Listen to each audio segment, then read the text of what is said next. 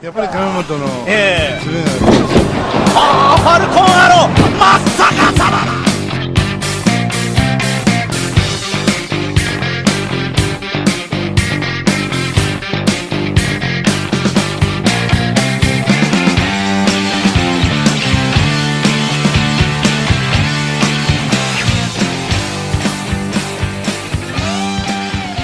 What's going on, everybody? Back again for the second edition of our 28th episode here on the Falcon Arrow WrestleCast. Still joined by the same men that were in the last episode, but this is the second part, Smackdown and NXT. So, we were very curious to see how Smackdown was going to handle this quote-unquote double count-out that everyone wants to proclaim is a double count-out, when clearly... not really count-out, but...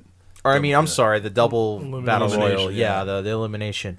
So, this SmackDown opens up with Shane and fucking BRAY looking at an HD television going, yeah, you know, I just can't tell who won this match. Stop. This was so insulting. This was insulting to every human with eyes. Yeah. Any species with two eyes. Fucking spiders didn't have a problem seeing this shit.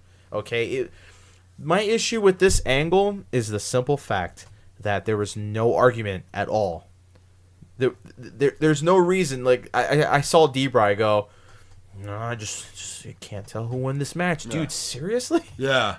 Are we fucking kayfabing, or are we being for real right now? Even though they don't have an angle for it, logic would tell you by the way that the move happened that AJ's feet obviously hit first. And not even that, but the fact that they actually showed it on that TV hard cam, from the hard cam, not the weird angle on the other side of the guy. You could clearly see that Bryce Harper, oh my god, why do I keep trying to say Bryce Harper? Luke Harper is fucking the last one to fall on the fucking, and even if one foot hit, AJ hit both, his entire body hit before even he hit 1 foot.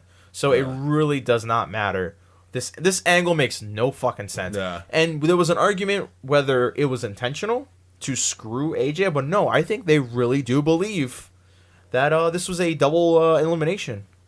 So, or they at least want us to believe that shit. They really, really want us to believe, and clearly everyone is fucking blind. I don't know if I've ever said this like on the podcast before, but I'm sure I've said it to you guys numerous times. This goes back to like stuff with going to table spots or like setting up a specific spot in a match and you blow it. Instead of working your way back to it, instead of doing that and trying to make it look believable, they just try to do it again, and it makes it feel so scripted. It's so insulting. It really takes you out of it. This is the same concept, and it's really bad. And it also was sugarcoated by the fact that AJ came in and said, "Come on, man, it's clear.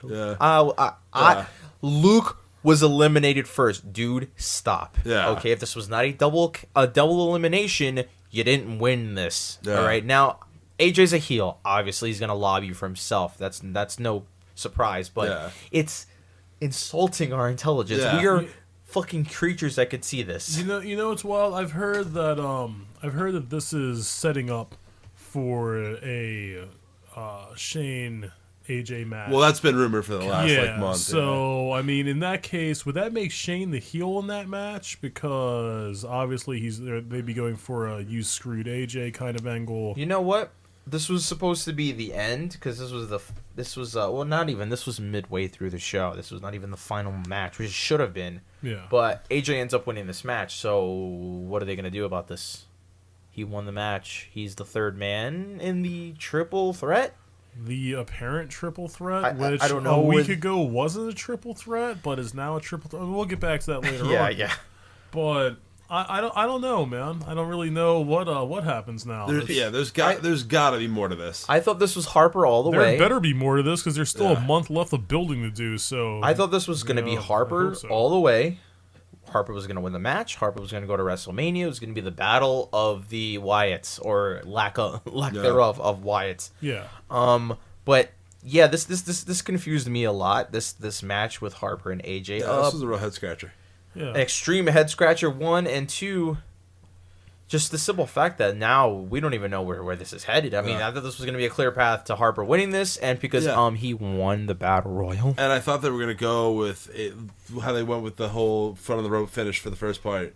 And AJ, and I thought when Shane came out that it was automatically going to be Harper getting that. But no, AJ won it like a minute and a half later. And imagine that. As soon as AJ thought he won the match, all of a sudden this week, now we really need to reverse stuff. Yeah. It's like, well, no, we can't have this. We can't have this match end like this, but you let the Battle Royal and then an obvious victory for Luke Harper. But anyways, so the match itself, we'll talk about AJ and Harper right now. By the way, this is midway through the show. This was not even the main event. I don't know. There was a reason behind it, I'm sure. I think it has something to do with the Trump. There was. So they were going to the Trump address, and I also think the way they went off the air was cooler than ending it with this match. Yeah, I mean, here's the thing: this match had a lot of heavy implications on the WrestleMania main event, quote unquote, what they're calling it. I don't believe it will be the main event because it's Vince, and he will obviously probably put fucking Brock. Yeah, it would probably be Brock and fucking and Billy in the fucking main event of WrestleMania 33. But the match itself, this match showed that Harper is a fucking great worker. Harper is legit. Harper's a star. This match was phenomenal. The match was absolutely amazing. I don't really take kind to guys in jeans, but he's the only guy. He's the only right? Nick, I know you and I have talked about this occasionally, that Luke Harper's good, but he's never really had a chance to show it. He's never, pulled his full bird out, dude, until he had an opportunity to do so against AJ. He's a good promo. He's great in the ring. He's been getting a lot better at his promos, absolutely. The crowd seems to be getting behind him. Of course. I think he's a star, man. Absolutely. The only problem, and this is going to be obvious for me, because I'm an old school, quote unquote, wrestling look guy. I like if they gave him some proper wrestling gear, but I guess that's not his gimmick. No, it's not his gimmick at all. But it's just funny to see. He's the backwoods brawler. Yeah, it's funny to see a guy in jeans and a fucking tank top that he hasn't washed in years. Yeah. Hey man, the shirt he was wearing this week was clean. Yeah, that's right. I noticed that. In his initial run with the Wyatts, and it's a wife beater, bro. It's not a tank top. It's an undershirt. I can't tell the difference. It's the same. I know. Shit, I know you can't. A lot of people can't. It pisses me off. Tank tops are tank tops for women? Tank tops, yes, they are. Really? Yeah, they're for women, and they're also when referred to a male context, they are like tank top shirts you would see at a show or something like that, like legitimate like basketball jersey style shirt. But I mean, men don't wear tank tops. That's not a thing. That like those band tees that are tanks. That's what I mean. Like those are the only male tank tops. But so what are the male versions called? Undershirts. They're the technical term is a shirt, and but the colloquial term is wife beater. Wife beater. Well, that's perfect for a man. Beaters. Yep. Women, wife beater. But yeah, back to Luke Harper. And Luke's fucking wife beater. Yeah, I like I said before, a guy in a fucking in a wife beater and some fucking jeans. I cannot imagine him kicking complete ass like this. He's really fucking. You're gonna say something about his dirty tank top. He went nuts. He actually washed it for a change. His initial run with the Wyatt family, I'm almost positive he never changed it. Because it got dirtier and dirtier every. Do you remember that time. When they were together? It almost never changed. It was stained. It looked like he was like changing his oil in it. The sweat got bigger and bigger as the weeks went on. From what I heard, I don't know if it's that he didn't change it. Well, this was back on the Indies. I think it was. I heard in a podcast with M Dog that Matt Cross, aka Son of Havoc, that he would actually like buy a shirt for every show, and like he would like rub it under a car or something, and that's how he'd get it dirty. I don't know if he still does. He still did that. Commitment to the cause. That explains why it looks like he changed his oil in it. Yeah. I'm pretty sure that was from the Matt Cross episode of Art of Wrestling. But. So this match was good. I mean, did you expect anything else from Luke Harper and fucking AJ Styles? The big point of this, the big climax of this was Shane was on the outside. He restarted the match. And then AJ won the match anyways. Yeah, like a minute later. But Harper kicks the living shit out of Shane McMahon on the outside by mistake. He was aiming for AJ. Killed him. Nailed fucking Shane right in the goddamn face. AJ wins with a springboard 450. Now, I didn't see this happening at all. I saw him win once, technically, kind of, maybe, with his foot on the rope. Obviously, it was going to get restarted, but then then it was restarted for AJ to just win again. Yeah. So, With a SIG, dude. It wasn't even a finisher. with not even the Styles Clash. So that begs the question, what the fuck happened? Like, That's what like was him this all going- about, That's man? like AJ going over with like the phenomenal forearm, you know, like that's kind of ridiculous. In fact, even like I've seen people lose the forearm before. The 450, that's a SIG and a half, man. Like Nah.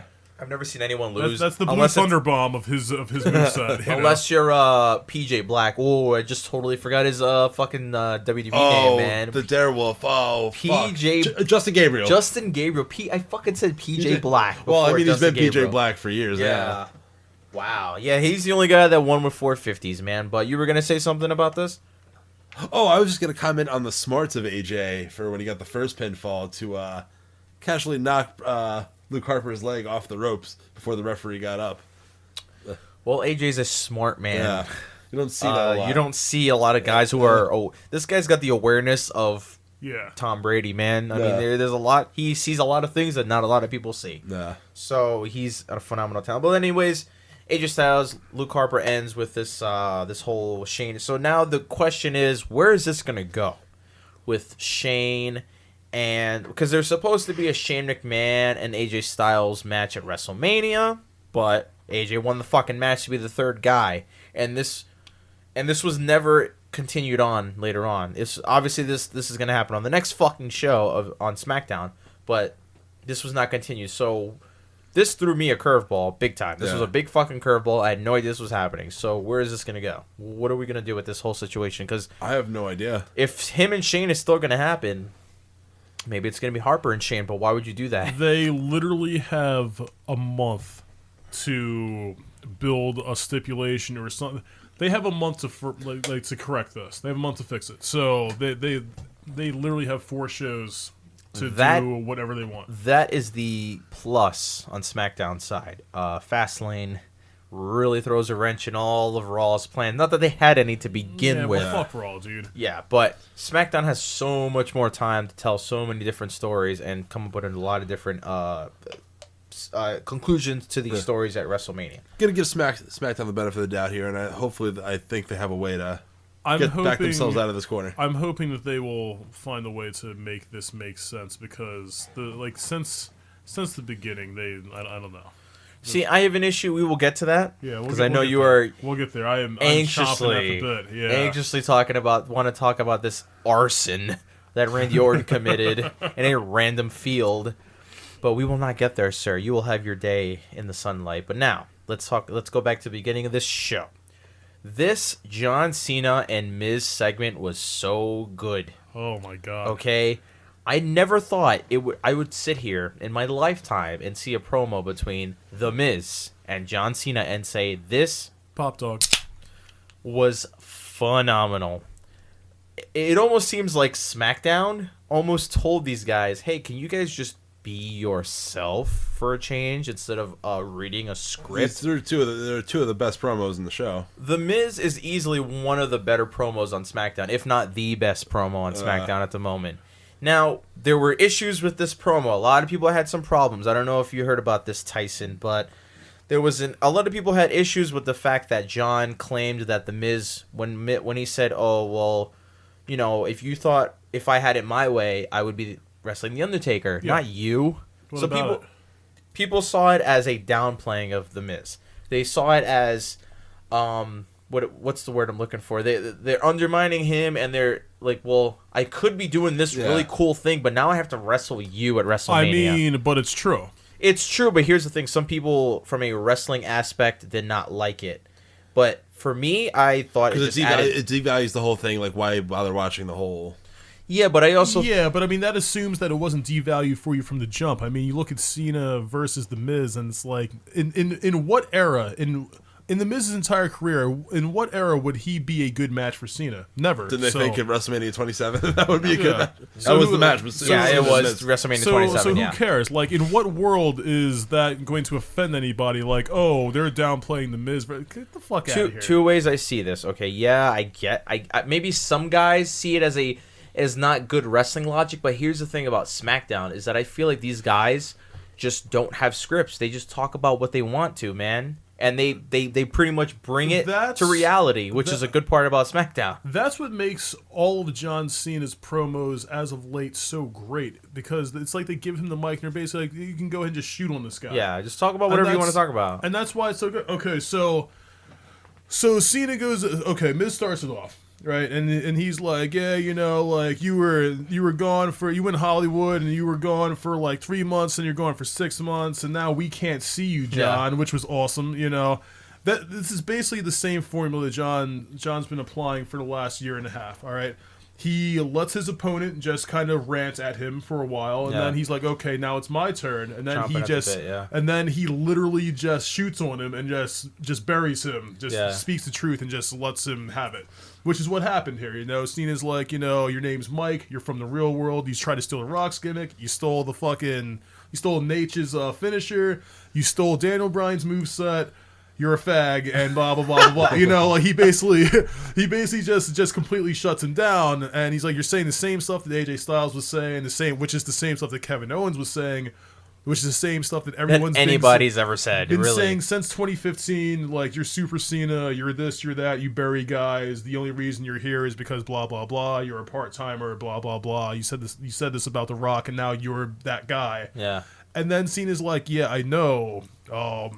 So what? I'm Cena. Who cares? Yeah. Tell these people something they don't know about me, and then he just drops the mic. Like that's who he is, and that's how he gets down. The reason why I've liked Cena as of late is because all these things that we've said about him, he is not trying to cut a good guy promo. He's like, look, I'm John Cena. Fuck all of you. Yeah. Fuck you. He's like, fuck what you think. I don't even have to be here. Yeah. Like, I could be chilling with Taker and shit. Yeah. But instead, I gotta wrestle you, and we all know it's true. And that's what the best part of. I understand from a quote unquote wrestling logic, like, oh, why is this even worth talking? They don't. But I think it adds more fuel to the fire that, look, Mike, you are not worth my time. I could be wrestling The Undertaker right now, but instead I'm fucking having a promo with you and your fucking wife. Absolutely. Yeah, so that's... I personally loved it. I had no issue with this promo. People apparently thought this was downplaying The Miz, but that's the point of this, is to downplay The Miz. Cena is very aware of who he is and what he does, and that's the best part about his role in all of this with these feuds with these guys. So the actual promo itself was awesome. Both guys talked, and they both shot a lot of fire at each other. Then Maurice partakes and says, "I popped a little bit. Yeah, you are not leaving this fucking was like, ring. Hold on, John. You are not leaving this fucking ring. You say you leave when I get to fucking say you leave. And here's a fucking slap. Slaps the shit out of Cena. I was like, oh shit, is Maurice gonna cut a fucking promo right now? Like, she felt very real." And that's a good thing about SmackDown, is that they feel authentic. It's not some script handed to them by some fucking schmo in the back who doesn't even watch the product himself. Right. So then obviously we all knew Nikki Bella was going to come out and proclaim she was going to break a bitch. And I said, wow. The crowd reacted positively to all of this. Yeah. Everyone loved it. This was exciting. I knew this match was coming down the pipe like 4 weeks ago. I didn't care about this at all. I was kind of hoping it was going to be Dean and Renee, like back a few months ago when they were kind of building it that way. But yeah, I'm glad. I'm glad it's. I'm pretty excited for this match. Here's the thing. I'm wondering, where was John when Nikki was getting her ass whipped for the last 3 months? Yeah, we were saying that. Yeah, like where was all this then? Because he didn't care, or she didn't need to be, or Cena didn't need to be involved until Maurice slapped him across the face, and he said, "You've made the biggest mistake of your life." One positive thing I like to say about this, I enjoy watching them in the ring together because they seem like they're genuinely enjoying each other's company. John and Nikki. Yeah, they look like they're genuinely in love with each other. They look like they're genuinely having Spoiler, fun. Cena doesn't give a fuck. I know, but actually, I read somewhere that Cena is actually conceded to possibly marrying this woman. Really? Whoa. Yes. That's good for him. Good for him. They did make out a lot. Give it another try, John. You tried it once. Give it another shot. Yeah. She's a big step for what you call it, Big Match John. Big Match John did this thing. But they look good in the ring together. They look like they're having a lot of fun. Like they genuinely look like they're enjoying working together.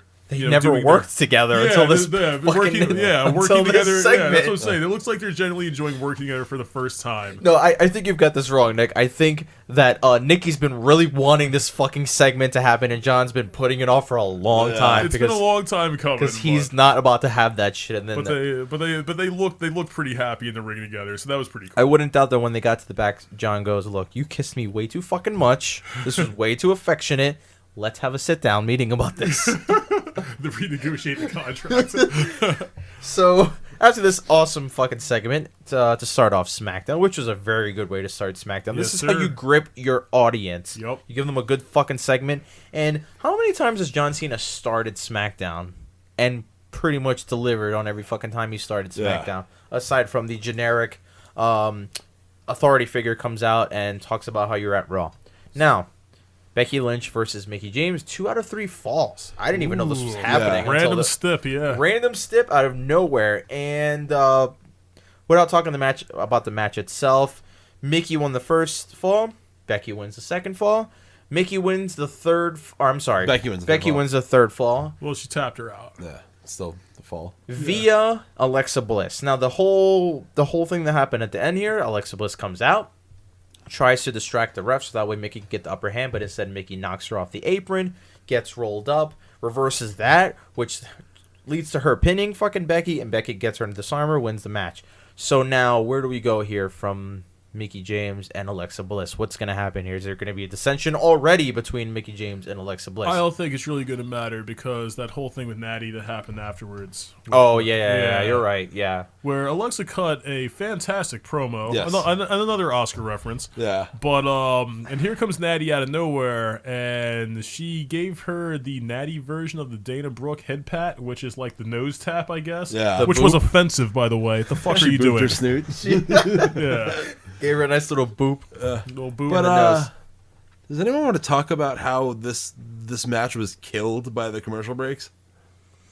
I watched This the match- Hulu cut, so I don't really I had it on DVR and I had to fast forward. Like, How many commercial cuts were there? There was a couple of them. Really? Yeah, but it just the match had no steam to it because you didn't most of the match. I hate that when they do these really abrupt or when they smash cuts commercial with like no transition and shit like that. Yeah. It really takes you out of the event. Yeah. It really does. I don't. Well, I don't see commercials, so I have no say in this. But yeah, the second fall was almost like just out of nowhere too. Yeah. I don't even remember how it happened, but I just remember Schoolgirl. Yeah. Becky one would have pinned fucking Mickie with a schoolgirl. But they really need to stop putting these especially multiple commercial breaks in a match. Like, I get that, like, you've got sponsors you need to fit in, and like that Cena promo ran 25 minutes or whatever the opening was before they went to a commercial break. And I get these are television matches, but you're sucking all the momentum out of these matches by putting commercial breaks in them. Yeah. They all lose their steam. Agreed. Maybe cut out a stupid BS backstage segment. Yeah, save that shit for 205 matches, all right? Like, you could do that, but not your main stuff, you know? Nah. Well, you're not gonna. Well, you're not gonna. Well, I guess you will, which I don't understand why they do that. On I do want to network shows. But. I do want to talk about more about this Alexa Bliss promo. This was really good. It was for the simple fact. Now, this was my favorite line. She talked about Alexa talked about, or I forgot what Dasha said. Dasha said something about what do you think about what just happened, and Alexa goes, "Well, aren't you gonna fucking ask me what it's like to be a 2-time champ, bitch?" Right. And then Dasha goes, "Really, Alexa?"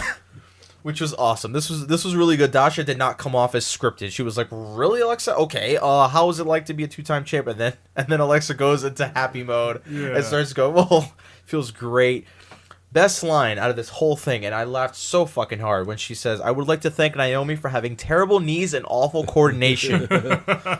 Best thing I've heard her fucking say since she's been in the company. It was fucking thoroughly entertaining, and I never thought I'd sit here and say Alexa Bliss is cutting good promos, but she's fucking great. She's been cutting pretty good promos for a while. Alexa Bliss has been cutting good promos. No, but that's why she's top heel. But I like the way she manipulated this fucking interview. Oh, she said, "Aren't you gonna ask me?" And yeah, by the way, I would like to thank Naomi for sucking, basically. Yeah. So then we saw Natty. Natty came out and gave her a little boop. Now, here's my question: are we gonna have a heel versus heel thing? I mean, this is no SmackDown's no stranger to having heel versus heel. Better question to further extrapolate on that.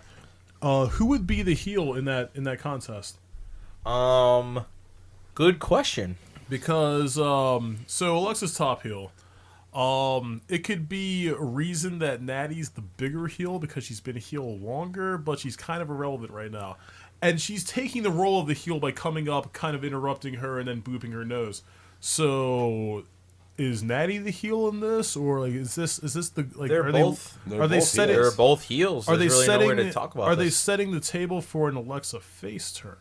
I hope not. Yeah, I hope Don't not do either. this. Why? Here's if SmackDown is going in this direction, which I feel like because there is no established babyface in this whole situation. Like Natty didn't come up to her and say, "Oh, by the way, great match." She said, "I'm gonna take that belt from you. Go fuck yourself." Natty's still a bitch, and she's coming like hot off of the heels of the whole her and Nikki thing. You know? I was afraid. I was afraid when I saw this segment because I said, "Oh no, Natty's gonna turn again," and that's the last thing we need from Natty Neidhart is another fucking turn. She's the big show of the women's division. I was just gonna say that. Yeah.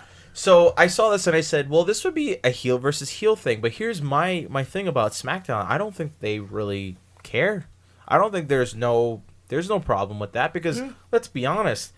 You'd be more interested in a heel versus heel because you know both of them are going to cut good promos on each other. Of course. Baby faces is the kiss of death in WWE right now. Yes. Really. It really is. There's really no way to go to swap in it. Everyone should, like I said, everyone needs to be a fucking heel. Everyone needs to cut promos. Everyone needs to fucking kill each other's families. Like, it'll make for so much more better fucking promos and so much more better storylines. Now we had after this happened, so now we established the whole Alexa Natty thing. We talked about the Harper AJ Styles match. Now, I want to talk about this Ambrose fucking segment, okay?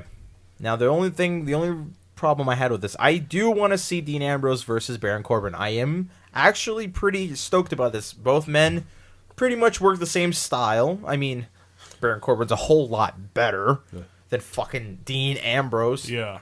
But my biggest question is, where the fuck was Kurt Hawkins in the ring for this? Yeah. No intro, no nothing. Like, Dude didn't even get a jobber entrance. No title card, nothing. No name card, nothing. Not even a mention, dude.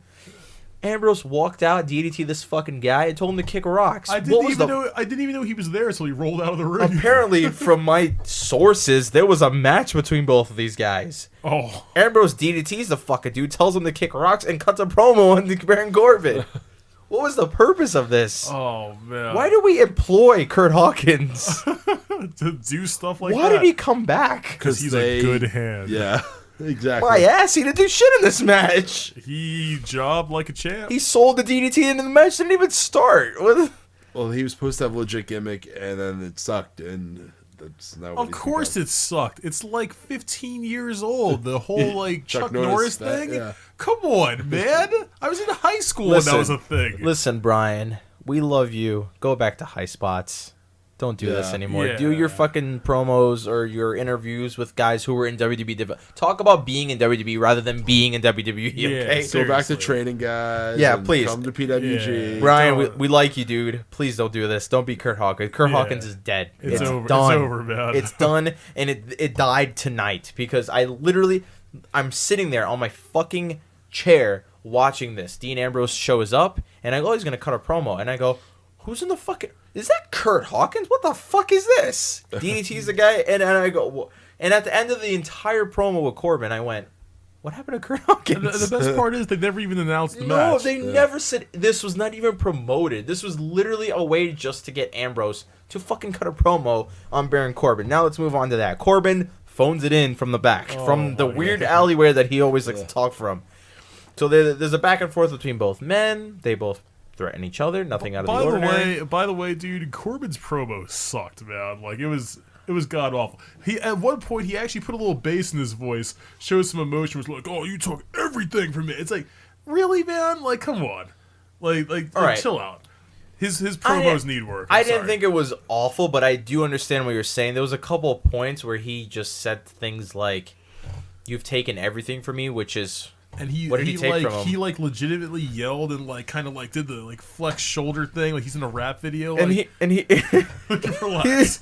here's the reason why Baron Corbin could not be taken seriously in this situation, because if you remember the Elimination Chamber, this man decimated everybody in the ring, but while he was celebrating, he got rolled up and got eliminated. So who's to blame here? Yeah. Okay, now the promo itself, I think it was a little pretty formulaic. It was you've taken everything from me, I'm going to kill you, you suck. And Ambrose is just punching himself in the face in the ring, going, I can't wait to kill this guy. So I do want to see this match because both guys are the same, really. You know, they're both very sweaty and wet all the time and probably don't shower ever. But, you know, I do want to see Baron Corbin whip this fucking guy's ass because he wrestles in Wranglers, dude. And I'm not a big fan of this. But I do understand what you're saying. It was a little cringeworthy at some points. It but was pretty cringy. I mean, I like Baron. He needs to work on his delivery. And one positive thing I'd like to say about this, I like his new shirt. The Dream Crushers, fucking Violent Gentleman I don't shirt. even think that's his. That's kind of sweet. I don't think. I even think is he Is like that his shirt? I don't think Or- he's promote. I don't. that's not him? That's not even his shirt. If you go on Really? WWE shop, this guy has a fucking shirt with a wolf on it. Not the one that he always wears. That's not his new merch? No. That's like the second time I've This seen him wear that this is shirt. the only guy that never wears his own merch. He wears Really? other people's merch. He's Really? promoting other people. Apparently, he's promoting Violent Gentlemen. I don't know what is going on. Up until that Dream Crushers thing, he's just had this shirt with just a random ass wolf on it. It Yeah. doesn't even have his name on the shirt. No, it's not even his shirt, dude. He probably bought it at some flea market for fucking $5. I don't know. God damn it. I have no idea. But the funny thing about this fucking promo was the fact that Baron Corbin was just phoning it in from a very random alleyway in Minnesota. I don't know why this had to happen where he was at. Well, it was probably so that they could have pre-taped it and they could have coached him through. I guess. promo. But they're keeping these men apart so that way they could have a good skirmish at WrestleMania 33. So now, after this goes down, we have Dolph Ziggler and Apollo Crews. Did anyone care about this match at all? Nope. Not even a little bit. Not even in the slightest bit. But the only good thing that I saw from this match was the fact that Apollo Crews finally grew a fucking pair of balls. That were quickly broken. Stop. Yeah. That were fucking smashed within minutes. That was a ratchet move when he like dropped one of the thing. And by the way, dude, chairs matches, fuck that. All right, you can have a tables match, you can have a ladder match. Obviously, you can't have a fucking chairs match. That's ridiculous. Just make it a no DQ match. Stop fucking around. Like, this it's so absurd. But they're capitalizing on the main weapon used in the last couple of weeks from Dolph Ziggler. But it's not like every other weapon is outlawed or it's part of. No, but the, it's the step WWE. to You win. gotta. If Branding over. if Ziggler like kicked his ass with a fucking a shoe, it would have been a shoe match. Yeah, So like the thing about tables and ladders, like those matches that separate the others, those are win steps. You know, you need a ladder to win. You need a table to win. You don't need chairs to win. They're just legal. That's retarded. Like you can literally just have a no DQ match. Like you don't need to set up 25 chairs around the ring. Yeah, it's bullshit, man. Or a chair pyramid, as Kevin Owens did, or fucking the Royal Rumble. Yeah, I've always thought chairs redundant. match. Tables and ladders literally have purposes because you have to go through the table or climb the ladder. Chairs, you can't sit on it and win the match. That's not how it works. It's like, oh, chairs illegal. Like, who cares? really man? stupid. So Ziggler drops fucking Cruz on his balls and then wins the match. But my problem with this was that he never sold it. He never once alluded to the fact that his balls got crushed. When he got dropped on his nutsack, he just gripped his throat and said, "Oh, my throat hurts a lot more than my ball sack." So that's how this went off. So I guess Dolph is finally looking somewhat strong. We haven't seen this guy look any bit legitimate in weeks. So this is the only time we've ever seen Dolph Ziggler look even remotely close to being okay. Now, the big segment, and it's all leading up to this. The Randy Orton burning the soul of Abigail. Now, Tyson has a very large gripe. A very, very large gripe with this segment. Now, I will let you take the reins for this. Jesus Christ. I don't even know where to begin. All right, so I've had a large gripe with this entire feud, this whole angle from the jump. It's Okay, so Randy winning the Rumble has telegraphed like literally the next 3 pay-per-views, including the big dance in April. The next 2. Well, the next 2, whatever, dude. It's literally telegraphed like the next 2.5 months of programming, and it's been so transparent and so obvious. Even though like a week ago this guy said, "Oh, you're the master, and I'm not gonna challenge you," but now here he is, and I guess BRAY left him at home with no babysitter, so here he is dressed like Steve Jobs, wearing his little like black turtleneck or whatever, and he's in BRAY's garage, and with all these conveniently located kerosene cans or whatever's going on there, and BRAY cuts a promo, and he's like, "Yeah, you know, blah, blah, blah, I'm the god, this is, you know, my holy grail, I'm the man, and here's my brother Randy, coming to you live via Titantron from the Wyatt compound or whatever." And then here's Randy, and he's like, "Well, you know what, BRAY, you should have never left me at home by myself, because fuck you and Sister Abigail, I'm turning this whole bitch down." It's absolutely goddamn ridiculous. You have 33 days left till Mania. Why would you blow this now? This is a very rare move on SmackDown's part. Usually, this is like Raw shit, you know? I would expect this out of Raw. I've come to expect more from SmackDown.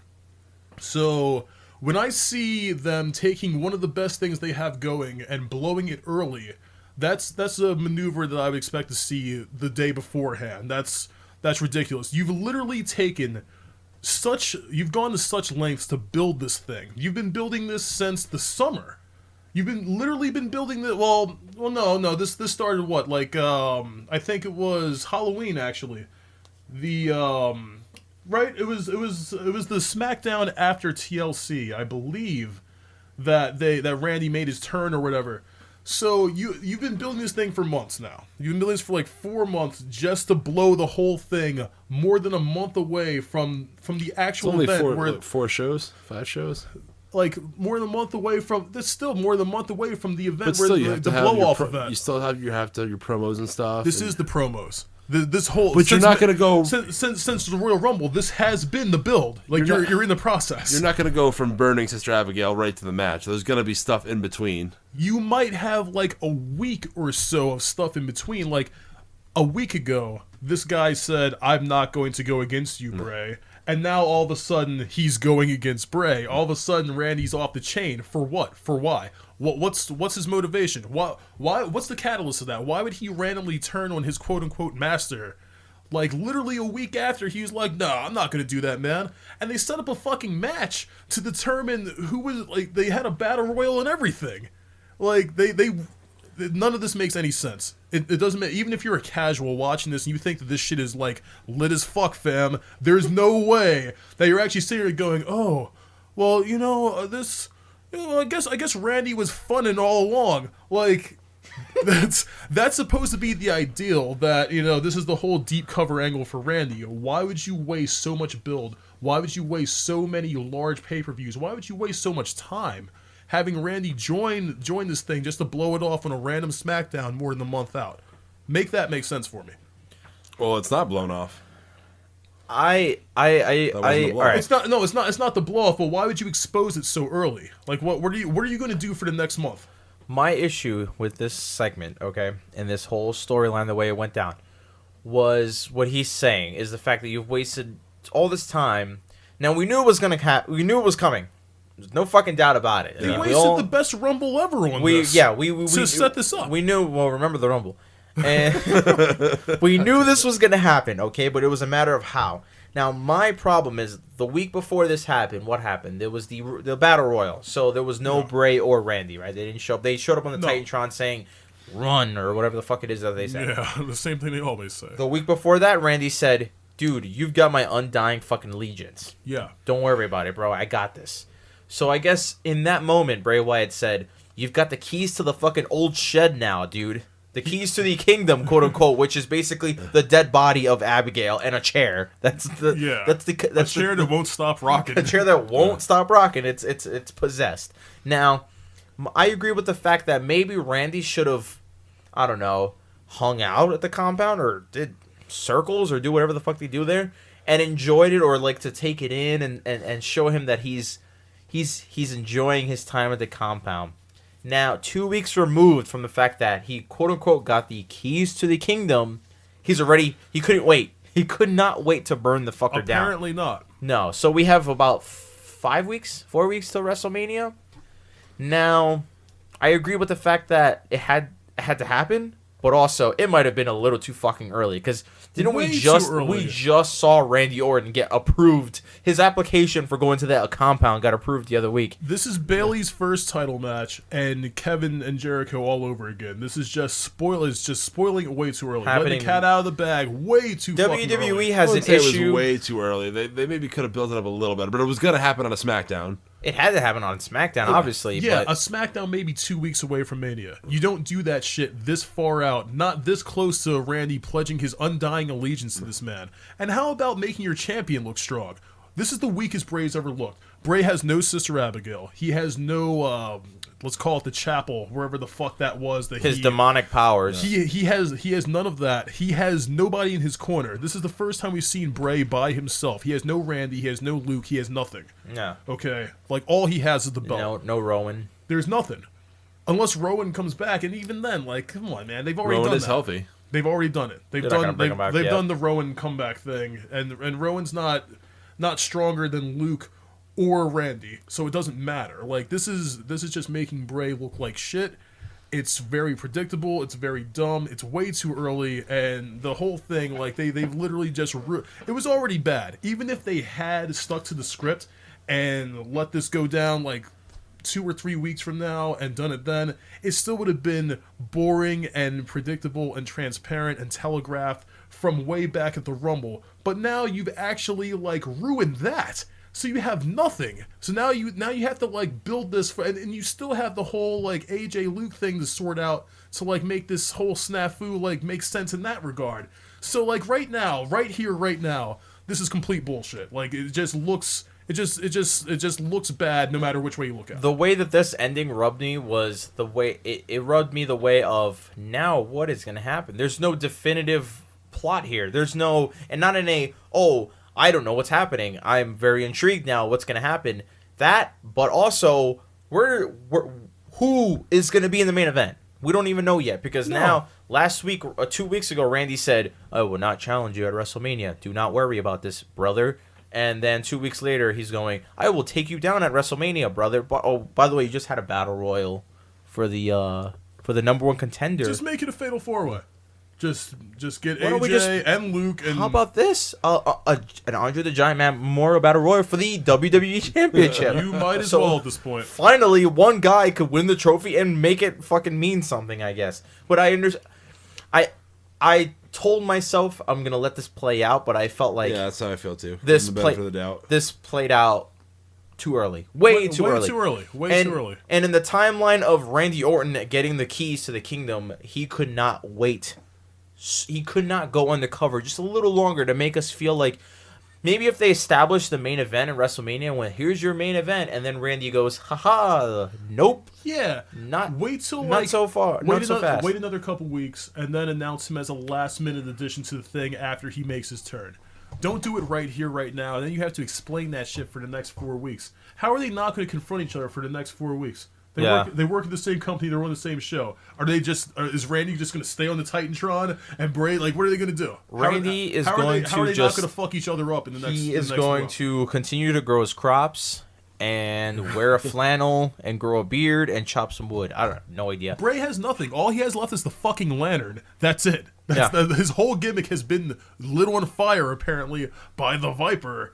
Neither of them have anything. Personally, Randy doesn't have Bray doesn't have Randy, and they're back to square one where they're both kind of shit. And that's why they were put together in the first fucking place. Because they weren't doing anything on their own. Maybe this is meant to build sympathy for Bray Wyatt, and he's going to eventually build sympathy for Bray Wyatt. The guy who literally told us last week that he's our god. Not your god, and my god, and your god. All of our gods, because he has the Holy Grail. We're supposed to feel for this man. Really? We're watching the destruction of his world around him. Oh, poor and then he eventually Bray. overcomes at WrestleMania. Oh, they burned his shed. I'm supposed to feel bad for this the body of his dead fucking sister. It's not even his sister. Maybe she's a random nun at his congregation. Her name's Sister Abigail. You don't know who the fuck she is. All right. She's the sister of Bray Wyatt, and her name is Abigail. And Motionless in White made a song about her called Abigail. But anyways, yeah. No, he burned the body. I personally think that Randy should have had sex with the body first. He burned the structure that was built over the place where she was buried. Which, good on them for showing us where the dirt and the worms and all that and the fucking little intro they have came from. Thank you for solving that mystery that no one ever asked. No one gave a fuck. Why even do that? This whole thing is just bullshit top to bottom. Like, it's been bullshit since October, man. It's ridiculous. And the best part about this, and I'm sorry, of all the bullshit that's gone down, Randy posing doing his pose. Doing the Orton pose in front of the fire. That was a bit over the top. That was some real broken match shit. It went from... this guy's a maniac to, oh no, he's just a gimmick. He's just a fucking asshole. Yeah, he's just some dickhead who got some keys to a shed and burned it. So this storyline, the way it played out, is presented to me as Bray Wyatt really did not want to give up the keys to that shed at all. But Randy said, dude, I'm your friend. Don't worry about it. Let me get those keys real quick, and I'm going to sit in the chair and think about life or whatever the fuck they do in that chair. So Bray goes, haha, here you go. Don't desecrate the body of Sister Abigail. And what does Randy do the first second he gets a chance? He burns the whole fucking thing down, man. I feel like this is the opposite effect of what they were going for. Like, this feels so abrupt and so strange after, months Maybe of it was the quote-unquote shed. The quote-unquote brainwashing of Randy. You know, I'm sure that they were like, oh, this is going to be a huge moment where it's like, after all this, Randy finally... It comes out of so far out of left field, and it's so abrupt. It just feels unnatural. Like there's literally no there's no setup for this at all. And I'm sure they were going for that. I'm sure this was supposed to be surprising, but it just comes off as just really, really dumb. Here's what I think is ultimately going to be the plan for this. Luke Harper is secretly Randy Orton. Randy Orton at the compound is secretly Bray Wyatt burning down Sister Abigail, and Bray Wyatt is secretly Luke Harper trying to take over everything. That's it. It's one big Scooby-Doo mystery, dude. So welcome to Smackdown, where nothing makes any sense at all. So now what do we do with AJ Styles? AJ's just walking around menacing. AJ's just walking around. So this guy just burned down a fucking shed. What does that mean for me? Do I still have a match at Mania? I don't give a fuck about the shed myself, but I need to know what I'm doing at WrestleMania. 3 years of Bray Wyatt's gimmick has just been destroyed. There's no Sister Abigail. There's no cult. There's no fucking thing. There's nothing. I think he shed himself because he got rid of that fucking Hawaiian shirt, dude. Bray needs to come out and be like, I've been set free, blah, blah, blah. I'm stronger than ever, and try to retain some semblance of dominance as our fucking champion, okay? If you're not going to be Bray Wyatt, at least be our fucking champion, because that's who you are. That's the only thing you can do at this point. Randy needs to not be on TV for at least a week. He needs to just kind of either do another Titantron thing or just stay where he's at, because... Go to Bray Wyatt's house and kill his dad or some shit? I literally don't know what Randy can do. Unless they're just going to give us 4 weeks of them brawling backstage or some dumb shit. I feel like Randy's gonna be off TV for a while now. He should be off TV for a while. He's either gonna be off TV or just show up on the Titan and phone it in. Yeah, he kind of has to be. He can't physically show up in the building just because. Their physical confrontation is literally all that's left of this actual angle, so they have to say that. Here's also another story that they might have is that Bray Wyatt is now a broken man. He is broken Bray Wyatt effectively immediately, because we saw him crying at the fucking desk and freaking out super hard, like someone just deleted his fucking all of his progress. That's what I'm saying. That's what I'm saying. He needs to save face.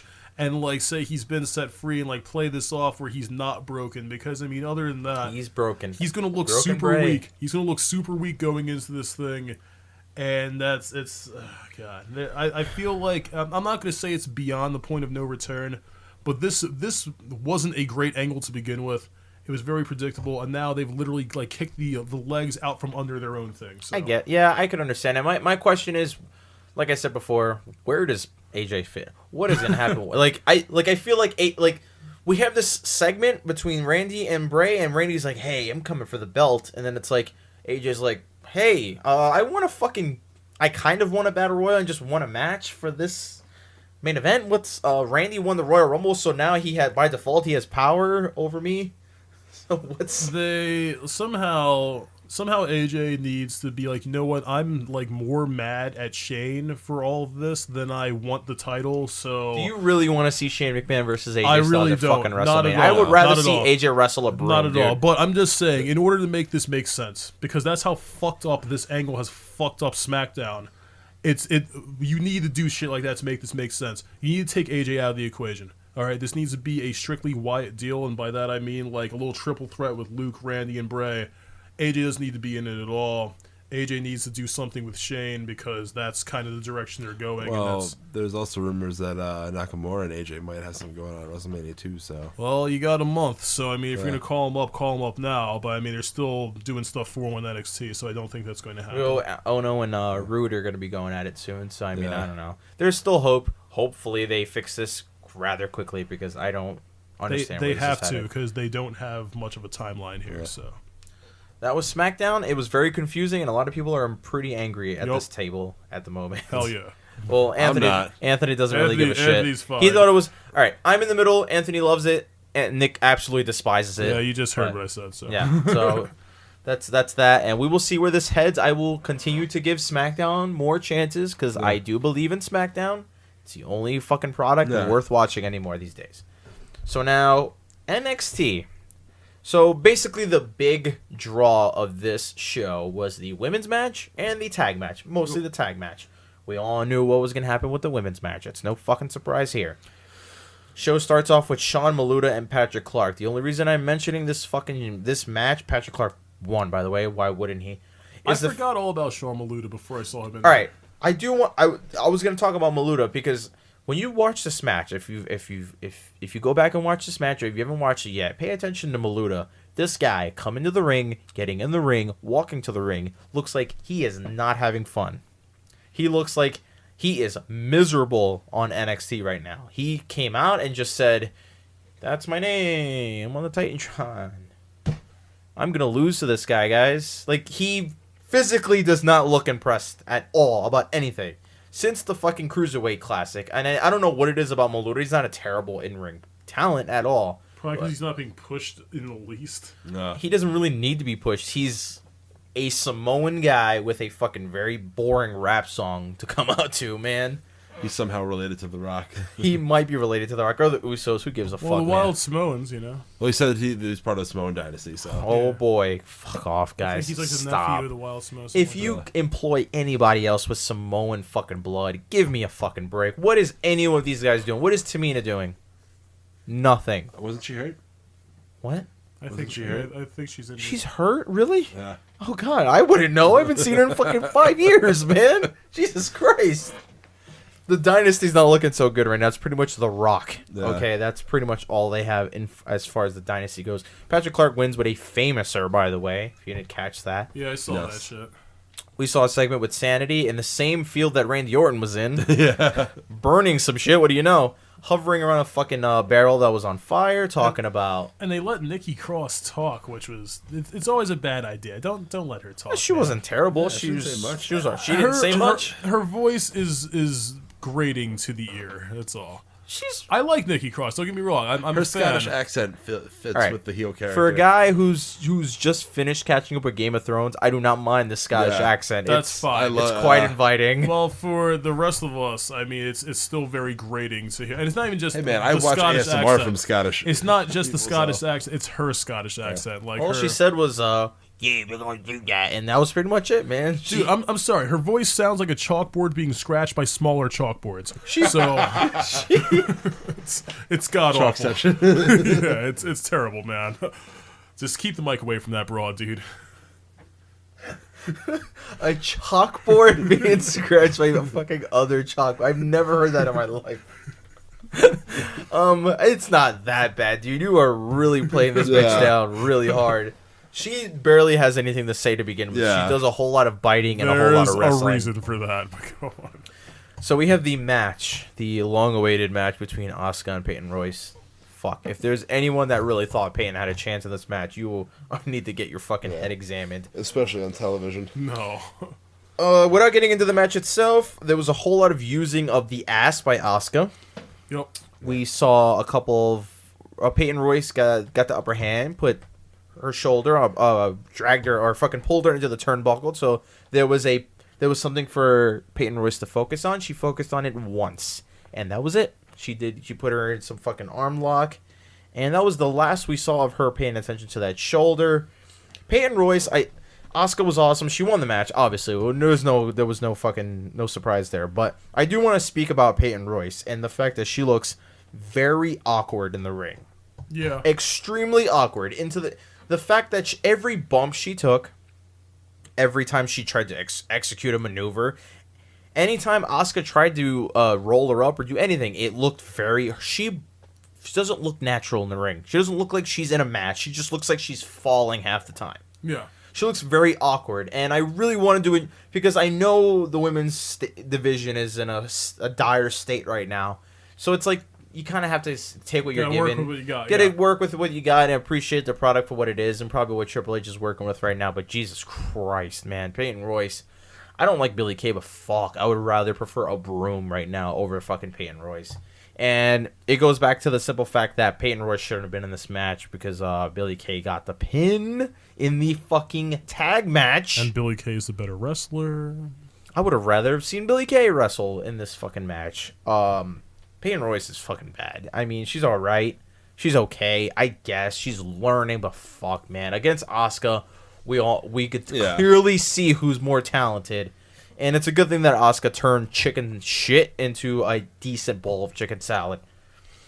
That was that for that fucking match. Oh, Ember Moon came out to... the most important part of that. Yeah, I'm sorry, yeah. The match itself was fucking shite. But anyways, afterwards, both the bullies of fucking Australia tried to beat up on Asuka. Ember Moon comes out to help out. And what do you know? They stare at each other. And we all know where this is going. And this is the only thing we've given a fuck about. Now, for the men at this table right now, we have seen both of these women wrestle already live in Philadelphia, but we will finally get to see them on the big screen at TakeOver Orlando or whatever where there's only one place they could be.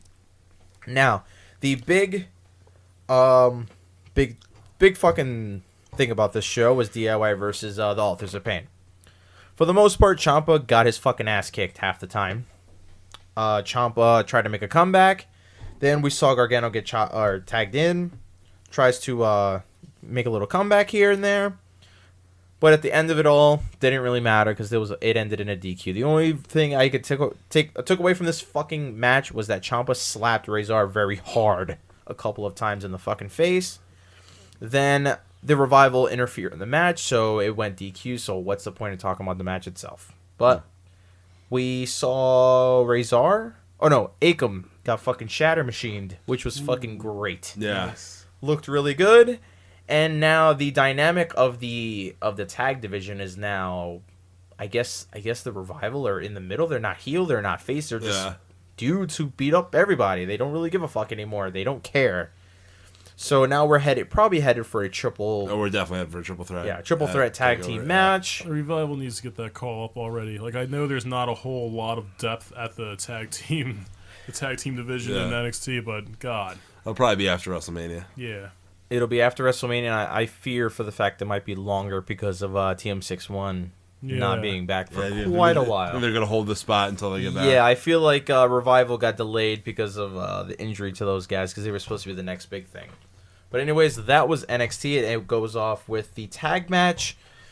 We didn't really see any Bobby Roode. We saw a bunch of flashbacks to last week about Cassius Ohno and fucking Bobby Roode. So that was made a match. So we're going to see 2 weeks from now, we're going to see Cassius Ohno and Bobby Roode for the belt. That leaves the question, where's Nakamura and what's he going to be doing when he finally returns? Hey, he's still rehabbing. We know where he's at. Just how far along is he?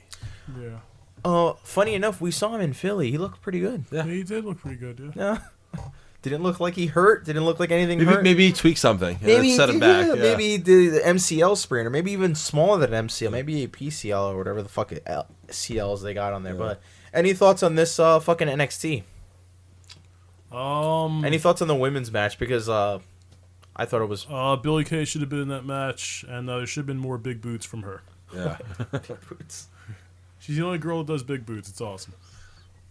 I'm just glad they're finally starting to pull the trigger on the Ember Moon Asuka thing.